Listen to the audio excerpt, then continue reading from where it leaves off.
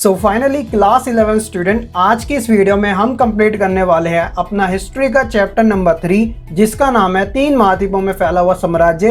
देखिए, last video में मैंने इस चैप्टर का फर्स्ट पार्ट करा दिया था और आज की इस वीडियो में हम करने वाले हैं इस लेसन का सेकंड पार्ट, जो कि है आपका लास्ट पार्ट। ठीक है, इसके बाद आपका कोई पार्ट नहीं आएगा, सिर्फ 2 पार्ट के अंदर आपका चैप्टर नंबर 3 पूरा कंप्लीट हो जाएगा। तो थोड़ी वीडियो लंबी हो सकती है, बट ये है कि आपको अच्छे से पूरा चैप्टर समझ आ जाएगा। तो चलिए फिर बिना किसी देरी के साथ आज की इस वीडियो को हम शुरू करते हैं। My name is Shahrukh Saifi and welcome to our YouTube channel Quick prep.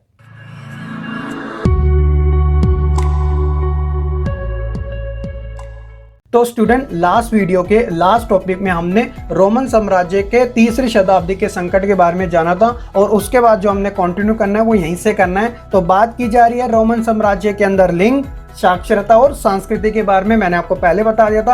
अब जो हम यहाँ से पढ़ेंगे वो रोमन साम्राज्य के अंदर जो लोग निवास करते थे उनकी संस्कृति किस प्रकार की थी, वह कितने साक्षर हुआ करते थे, साथ ही वहाँ पे लिंग से संबंधित, कहने का मतलब पारिवारिक और स्त्रियों की स्थिति और साथ ही विवाह जैसी जो परंपराएं थी वो किस प्रकार की हुआ करती थी। आइए जानते हैं इनके बारे में। तो सबसे पहले हम जानते हैं रोमन साम्राज्य में पारिवारिक जीवन के बारे में और स्त्रियों की जो स्थिति होती थी वो किस प्रकार की होती थी। तो देखिए, क्या है कि रोमन साम्राज्य में एकल परिवार का व्यापक रूप से चलन होता था। अब बात आती है कि ये एकल परिवार क्या होता है। अगर आप मेरी वीडियो पहले से देखते आ रहे हैं अलग अलग सब्जेक्ट की, तो एकल परिवार का जिक्र बहुत बार आ चुका है। तो एकल परिवार यानी कि जिसे हम इंग्लिश में न्यूक्लियर फैमिली कहते हैं, जिसके अंदर मम्मी पापा और उनके बच्चे होते हैं। आज के समय में एकल परिवार जो है काफी तेजी से वृद्धि कर रहा है, खासकर नगरों के अंदर। तो रोमन साम्राज्य में भी जो एकल परिवार था, न्यूक्लियर फैमिली थी, वो काफी ज्यादा पॉपुलर हुआ करती थी। जो वयस्क होते थे, वयस्क किन्हें कहा जाता है, अडल्ट, जिनकी 18 साल से ऊपर की एज हो जाती है,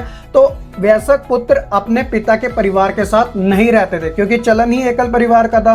वयस्क के यानी जो बड़े भाई होते थे वह भी परिवार के साथ शेयर में नहीं रहते थे, अलग रहा करते थे। जो दास थे, जिन्हें हम गुलाम कहते हैं, वह भी परिवार का अंग माना जाते थे। तो देखिए कितनी बड़ी बात है, जो गुलाम होते थे, एक प्रकार से जो नौकर होते थे, उन्हें भी परिवार का हिस्सा माना जाता था। तो ये तो था आपका पारिवारिक स्थिति के बारे में। अब हम यहाँ से जानते हैं रोमन साम्राज्य के अंदर जो विवाह प्रणाली थी वो किस प्रकार की थी। तो देखिए, प्रथम शताब्दी में विवाह का एक ऐसा रूप था कि पत्नी अपने पति को अपनी संपत्ति, देख लीजिएगा, अपनी संपत्ति हस्तांतरित यानी कि ट्रांसफर नहीं करती थी। ठीक है, पहली चीज तो ये हुई। हालांकि महिला का जो दहेज होता था, जिसे हम डॉरी कहते हैं, विवाह के बाद उसके पति के पास चला जाता था। आज की परंपरा में भी ऐसा ही होता है, लेकिन वह अपने पति की उत्तराधिकारी होती थी। यानी कि अगर पति को कुछ हो जाए तो सारी की सारी संपत्ति का जो हक होगा वो किसको मिलेगा, पत्नी को मिलेगा। और जबकि भारतीय इतिहास की अगर बात की जाए तो उसके अंदर जब किसी पुरुष की मृत्यु हो जाती थी तो संपत्ति किसे मिलती थी,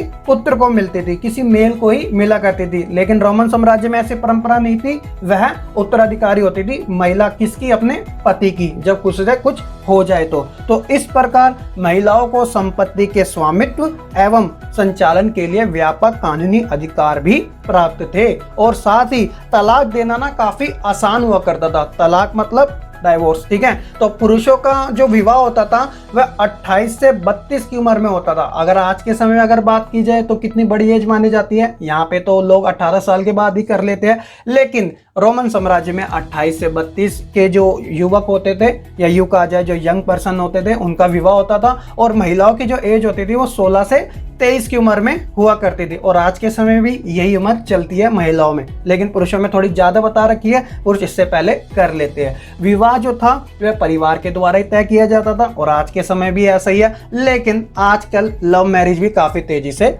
बढ़ रही है। लोग अपने आप को ज्यादा इंडिपेंडेंट मानने लगे हैं, अपना राइट्स मानने लगे हैं, क्योंकि कानून उन्हें ऐसी सहायता प्रदान करता है। ठीक है, तो ये तो था आपका रोमन साम्राज्य के अंदर विवाह संबंधी सारी प्रणाली। आई होप कि आपको अच्छे से समझ आ चुकी होगी। अब हम बात करते हैं रोमन साम्राज्य के अंदर पुरुष प्रधान परिवार के बारे में। तो देखिए, पुरुष प्रधान की जब बात आ जाती है तो एक प्रकार से जो राइट्स हो जाता है ना वो मेल के पास चले जाता है, क्योंकि यहाँ पे जो प्रधान होता है वो खुद ही पुरुष है, यानी मेल है। तो देखिए, परिवार जो था वो पुरुष प्रधान होते थे।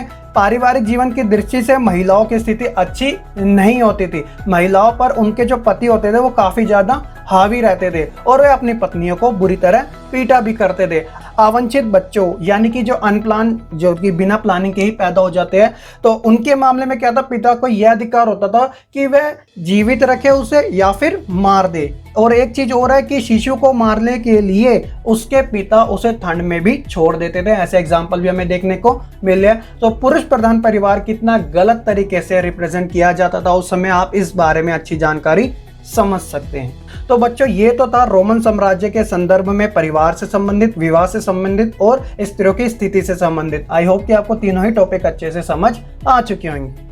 यहाँ से हम बात करते हैं रोमन साम्राज्य के अंदर साक्षरता और संस्कृति के बारे में। तो सबसे पहले हम जानते हैं साक्षरता, ये क्या होती है, लिटरेसी। ऐसे बहुत बच्चे अभी भी जिन्हें साक्षरता के बारे में नहीं पता। तो देखिए साक्षरता का जो अर्थ होता है वो ये होता है कि एक इंसान अपने जीवन में पढ़ सके, लिख सके और सामान्य ज्ञान हासिल कर सके, यानी कि जो जमा गुणा भाग होते हैं वो आसानी से कर सके, तो वह व्यक्ति क्या कहलाता है, साक्षर कहलाता है। आप मुझे कमेंट करके बताइएगा अभी जो भारत की जो लिटरेसी रेट आया है उसके अंदर ऐसा कौन सा राज्य है जो नंबर 1 पे आया है, और साथ ही उसका जो लिटरेसी रेट है वो कितना है। तो आप कमेंट करके मुझे जरूर बताइएगा, ठीक है। तो देखिए रोमन साम्राज्य की साक्षरता की अगर बात की जाए तो ये काम चलाऊ होती थी। उदाहरण की भी बात दे रखी है यहाँ पे, जैसे पंपोई नगर। पंपोई नगर क्या था, ये ज्वालामुखी विस्फोट से दफन हो गया था, क्योंकि आप जानते हैं कि जब ज्वालामुखी फटती है तो जो उसके आसपास के नगर होते हैं वह पूरी तरीके से पतन हो जाता है, अंत हो जाता है उनका। तो इस नगर की मुख्य गलियों में दीवार पर अंकित विज्ञापन पाए गए थे, किसने, इतिहासकारों को। और जो ये पूरा शहर था ना वह अभिरेखन था। अभिरेखन का मतलब क्या था, ग्राफिटिक था। कहने का मतलब काफी ज्यादा डिजाइनिंग यहाँ पे बनाई गई थी। तो इससे ये पता चलता है कि लोग जो थे ना यहाँ पे काम चलाऊ ही थे। कहने का मतलब उनके बाद जो शिक्षा थी ना वो काम चलाऊ वाली हुआ करती थी। तो आप इस बात का अंदाजा लगा सकते हैं। अब हम बात करते हैं रोमन साम्राज्य की संस्कृति के बारे में, यानी उनका कल्चर किस प्रकार का था, लोग किस प्रकार से रहा करते थे। तो संस्कृति की जब बात आती है तो देश में धार्मिक संप्रदायों तथा स्थानीय देवी देवताओं में भरपूर विविधताएं देखने को मिलती थी। बोलचाल की यहाँ पर अनेक भाषाएं काफी चलन में हुआ करती थी। वेशभूषा की विविध शैलियां अपनाई जाती थी। तरह तरह के लोग भोजन किया करते थे। सामाजिक संगठन के काफी ज्यादा अलग अलग रूप भी हुआ करते थे, और यहाँ पर बस्तियों के भी अनेक रूप हुआ करते थे। तो ये तो थी रोमन साम्राज्य की काफी सिंपल सी संस्कृति। आई होप कि आप इसके बारे में भी अच्छे से समझ चुके होंगे। तो ये तो थे हमारे 3 टॉपिक, जिसके अंदर रोमन साम्राज्य के संदर्भ में हमने लिंग से संबंधित, साक्षरता से संबंधित और संस्कृतियों से संबंधित तीनों के बारे में अच्छी जानकारी हमने प्राप्त की। आई होप कि आपको ये भी अच्छे तरीके से अब समझ आ चुकी होगी। अगला जो हमारा क्वेश्चन है बच्चों, उसको आपको ध्यान से समझना है, क्योंकि क्या होता है कि ये जो क्वेश्चन है ना प्रीवियस ईयर में एज इट इज पूछ लिया गया है, तो आपको इसके ऊपर अच्छे से फोकस रखना है। थोड़ा बड़ा है लेकिन काफी इजी है। तो इसका नाम है रोमन साम्राज्य का आर्थिक विकास, यानी कि इकोनॉमिकल डेवलपमेंट किस प्रकार का था। तो एक तरीके से आपको जानकारियां बतानी है कि रोमन साम्राज्य के अंदर आर्थिक विकास था वो किस प्रकार से होता था। तो देखिए क्या बात की जा रही है, रोम के साम्राज्यों में बंदरगाहों समझते हो ना, पोर्ट जिसे हम कहते हैं, पत्तन जिसे हम कहते हैं। तो बंदरगाहों, खानों, खदानों, ईंट भट्टी, जैतून के तेल की फैक्ट्रियां आदि की संख्या क्या थी, काफी ज्यादा अधिक थी। तो एक प्रकार से यहीं से आपको पता चल रहा है आर्थिक विकास के बारे में। और परिणाम क्या था कि साम्राज्य का जो आधारभूत आर्थिक ढांचा था ना, जिसे हम बेसिक कहते हैं, तो वो काफी ज्यादा स्ट्रॉन्ग था। गेहूं, अंगूरी शराब तथा जैतून का तेल जो था ना वह मुख्य व्यापारिक मदे होती थी, और इनका बहुत अधिक मात्रा में प्रयोग भी हुआ करता था। एब्सोल्युटली यही चीज होती है, जब किसी के पास जिसकी ज्यादा मांग होती है, अगर वो आपके पास अच्छी मात्रा में उपलब्ध है तो क्या होता है कि इससे आपकी आर्थिक शक्ति काफी ज्यादा मजबूत होती है। और ये क्या था कि यह मुख्यतः स्पेन, गैलिक प्रांतों, उत्तरी अफ्रीका, मिस्र तथा इटली से आती थी, क्योंकि वहां इन फसलों के लिए जो स्थिति थी वह अनुकूल होती थी। अनुकूल और प्रतिकूल समझते हो ना, फेवर में और अगेंस्ट में। तो यहाँ पे जो खेती होती थी इनकी वह काफी फेवर में हुआ करती थी, ठीक है। शराब, जैतून का तेल तथा अन्य तरल पदार्थों की ढुलाई एक प्रकार से मटकों या फिर कंटेनरों में होती थी, जिन्हें क्या कहा जाता था, एम्फोरा कहा जाता।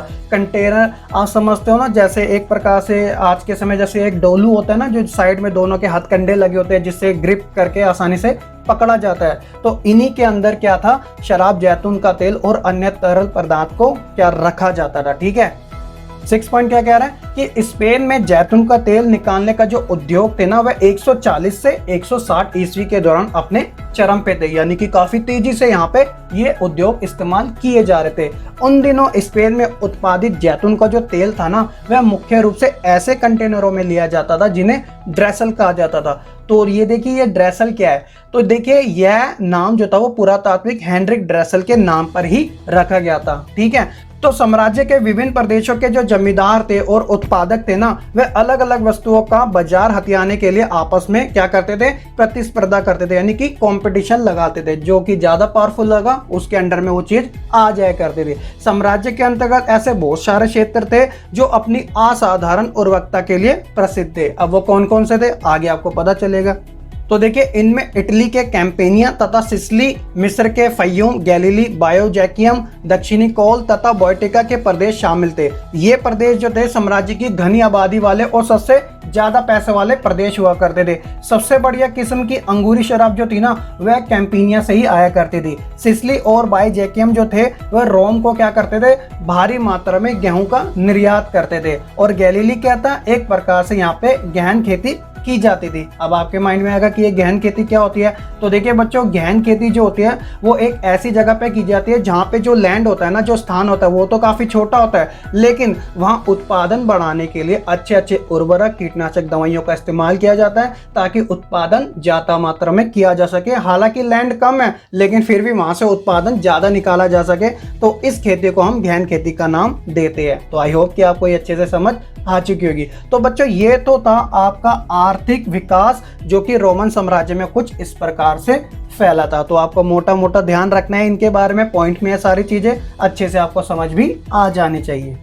तो बच्चों, आगे हम बात करते हैं रोमन साम्राज्य में जो श्रमिक होते थे उनके ऊपर नियंत्रण किस प्रकार का रखा जाता था। तो देखिए, रोमन साम्राज्य में श्रम प्रबंध तथा मजदूरों को अपने नियंत्रण में रखने का विशेष महत्व दिया जाता था और इस संबंध में विशेष कदम भी उठाए जाते थे। उद्देश्य सिर्फ यही था, श्रमिकों को अधिक से अधिक काम में लिया जा सके। तो सबसे पहले हम जानते हैं कि ये श्रम प्रबंध क्या होता था, लेबर मैनेजमेंट। तो देखिए, रोम के जो कृषि वेशक लेखक थे ना, उन्होंने श्रम प्रबंध की ओर काफी ज्यादा ध्यान दिया। तो इनमें से एक लेखक है जिनका नाम है कोलू मेलेला। तो आपको इनका नाम याद रखना है। तो इनकी सिफारिशों पे जमींदारों को अपनी जरूरत से दुगनी संख्या में उपकरण यानी टूल्स और औजारों का सुरक्षित भंडार रखना चाहिए था ताकि उत्पादन जो है ना वो कॉन्टिन्यूस होता रहे, यानी लगातार चलता ही रहे। निरीक्षण को भी काफी ज्यादा महत्व दिया जाता था। एक प्रकार से निरीक्षण होता है इंस्ट्रक्ट करना, जायजा लेना। तो नियोक्ताओं कौन होते हैं, जो भी काम पे लगाते, जिन्हें एम्प्लॉयर कहते हैं। तो इनकी भी आम धारणा थी कि निरीक्षण के बिना तो कभी कोई काम ठीक से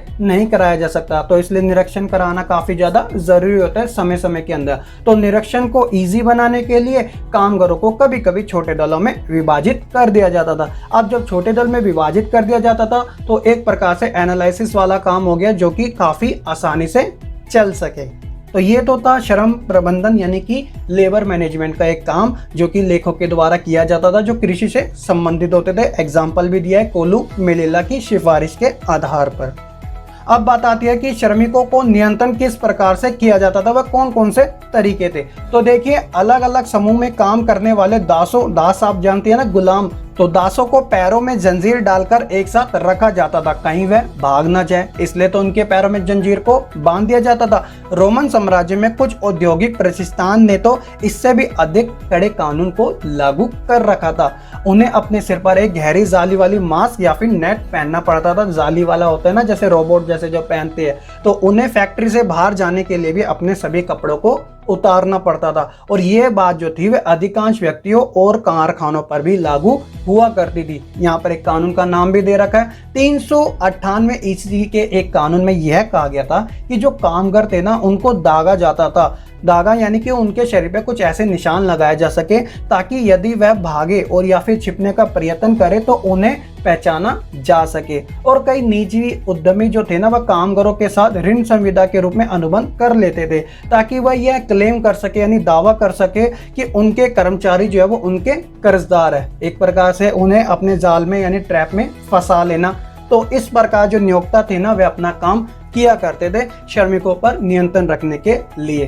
तो एक तरीके से जो श्रमिक थे उनके ऊपर कितना बुरा प्रभाव पड़ता था। तो इसी कारण ये सारी चीजें हमें रोमन साम्राज्य में देखने को मिली। और आपको एंड में ये भी पता चलेगा कि रोमन साम्राज्य के पतन में ये कारण भी माना जाता है। ठीक है, अगला जो हमारा टॉपिक है वो हमारा रोमन साम्राज्य का सेकंड वाला चरण है, जो कि परवर्ती पूरा काल से जुड़ा है। जब मैंने आपको इस लेसन का फर्स्ट पार्ट कराया था तो मैंने आपको बता दिया था कि जो रोमन साम्राज्य है वो दो चरणों में बटा है। पहला है पूर्ववर्ती काल, दूसरा है परिवर्ती काल। तो पूर्ववर्ती काल के बारे में तो मैंने आपको फर्स्ट वाले पार्ट में बता दिया था। अब हम पढ़ रहे हैं परिवर्ती पूरा काल के बारे में। इससे पहले जो ऊपर के टॉपिक थे वो भी सारे पूर्ववर्ती काल से ही जुड़े हुए थे। तो देखिए परिवर्ती काल में क्या बात की जा रही है। परिवर्ती पूरा शब्द का जो प्रयोग था वह रोमन साम्राज्य के लिए किया जाता था, नो डाउट, और खासकर ये चौथी शताब्दी के इतिहास के लिए किया जाता था, क्योंकि जो थर्ड सेंचुरी थी वो पूरी तरीके से डेडिकेटेड थी पूर्ववर्ती काल के लिए। तो ये समय वह था जब अनेक सांस्कृतिक और आर्थिक हलचलें चल रही थी,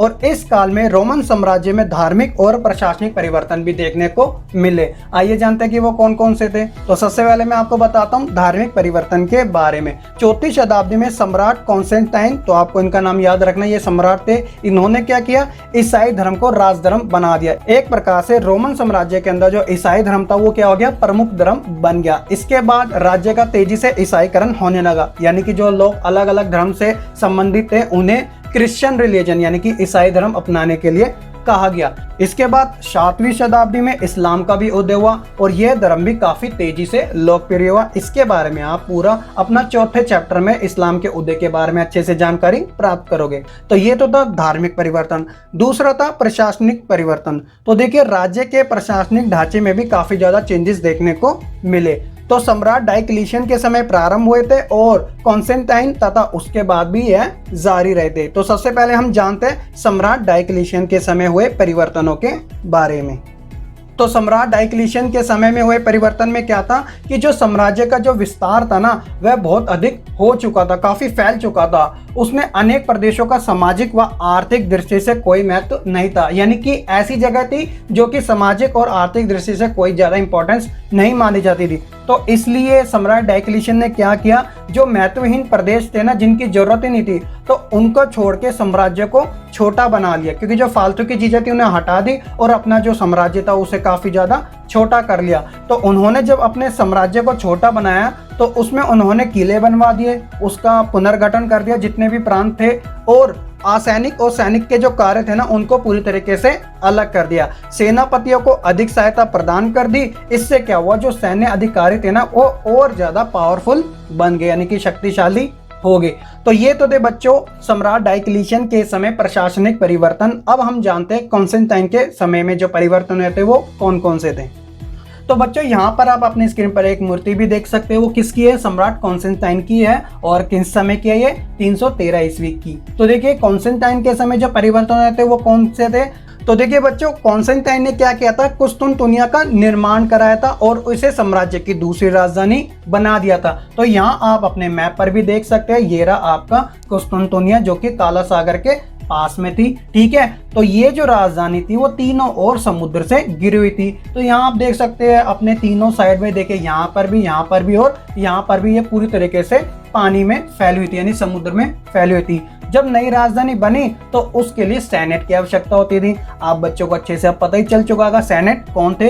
ये एक शक्तिशाली समूह था जिन्हें अभिजात वर्ग के नाम से ही जाना जाता था। तो इसलिए चौथी शताब्दी में शासक वर्गों का बहुत तेजी से विस्तार हुआ था। ठीक है, तो बच्चों ये थे आपके परिवर्ती पूरा काल के समय धार्मिक और प्रशासनिक परिवर्तन। आई होप कि आपको अच्छे से समझ आ चुके हैं। अगला जो हम टॉपिक पढ़ रहे हैं बच्चों वो आपका इस लेसन का लास्ट टॉपिक है, जिसका नाम है रोमन साम्राज्य के पतन के कारण। तो हम जानेंगे कि ऐसे क्या रीजन रहे थे कि जो 3 महाद्वीपों में फैला हुआ साम्राज्य था रोमन साम्राज्य, वह अंत हो गया, उसका नष्टीकरण हो गया। तो देखिए पतन का सबसे बड़ा कारण था साम्राज्यवाद। तो सबसे पहले साम्राज्यवाद क्या होता है, तो देखिए साम्राज्यवाद का अर्थ ये होता है कि जब एक शक्तिशाली देश एक ऐसे देश के ऊपर आक्रमण करता है कि वह वहां के आर्थिक, राजनीतिक, सामाजिक सभी नियंत्रण अपने काबू में कर ले। इसका बेस्ट एग्जाम्पल यही है, कौन सा, जब भारत के ऊपर अंग्रेजों ने औपनिवेशीकरण शुरू किया था। क्योंकि जब वह शुरुआत में यहाँ पर आए थे तो उन्होंने देखा था कि जो भारत के लोग थे वह पढ़े लिखे ज़्यादा नहीं हैं। वो यहाँ पर 1600 ईस्वी में व्यापार करने आए थे और धीरे धीरे उन्होंने क्या किया, भारत की आर्थिक, सामाजिक, राजनीतिक सभी गतिविधियों पर अपना नियंत्रण काबिज कर लिया। तो ऐसे ही रोमन साम्राज्य के ऊपर हुआ था जब मैंने आपको तीसरी शताब्दी के संकट के बारे में बताया था, जब ईरान से लेकर जर्मन मूल के निवासियों ने बार बार रोमन साम्राज्य के ऊपर हमला जारी रखा था। ठीक है, तो पतन का सबसे बड़ा कारण था साम्राज्यवाद। दूसरा था युद्धों पर साम्राज्यवाद के कारण क्या हुआ, लोकतंत्र जो था ना वह पूरी तरीके से समाप्त हो गया। जब किसी देश का लोकतंत्र समाप्त हो जाता है तो वो एक प्रकार से तानाशाह फैल जाता है, यानी कि अब वहां पे सिर्फ राजा की चलेगी और उसकी प्रजा को उनकी बात मानने पड़ेगी। जैसे एग्जाम्पल के तौर पे चीन के अंदर तानाशाह है, वहां का राजा जो है वो सारी चीजें चलाता है, उसके अंडर में ही सारी चीजें रहती है और जो वो कहता है उसकी प्रजा को मानना पड़ता है। एक एग्जाम्पल और है नॉर्थ कोरिया, तो वहां पर भी किंग जॉन का आपने नाम सुना ही होगा। ठीक है, नगरों में जन समुदाय जो था वह आलसी हो गया था। तो देखिए पतन का सबसे बड़ा कारण यह भी माना जाता है कि जब लोग ही यानी कि वहां की जनता ही आलसी हो जाए तो एक प्रकार से वह नष्टीकरण का इशारा देती है, क्योंकि वह अपने चीजों को अवेयर रख ही नहीं पा रहे थे। रोम में राजनीतिक संघर्ष और भ्रष्टाचार काफी तेजी से फैलने लगा था। तो ये सारे कारण आपको रोमन साम्राज्य के पतन से संबंधित देखने को मिलेंगे। और ईसाई धर्म के फैलने से जो सम्राट थे ना उनकी शक्ति भी कम हो गई थी। गौत, फ्रैंक, बेंडल आदि जर्मन कबीलों के आक्रमणों से रोमन साम्राज्य की शक्ति को बहुत ज्यादा कमजोर कर दिया था। तो ये सभी कारण थे रोमन साम्राज्य के पतन या फिर यूं कहा जाए अंत के। तो आई होप कि आपको रोमन साम्राज्य के पतन के बारे में अच्छे तरीके से ये 6 टॉपिक समझ आ चुके होंगे। तो बच्चों ये था हमारा चैप्टर नंबर 3 रोमन साम्राज्य, जो कि 3 महाद्वीपों में फैला हुआ था। हमने 2 पार्ट के अंदर ये पूरा चैप्टर कंप्लीट कर लिया। आई होप कि आपको अच्छे तरीके से ये चैप्टर भी समझ आ चुका होगा। अगर आपका कोई डाउट है या फिर आप कोई फीडबैक देना चाहते हैं तो आप हमें कमेंट करके जरूर बता सकते हैं।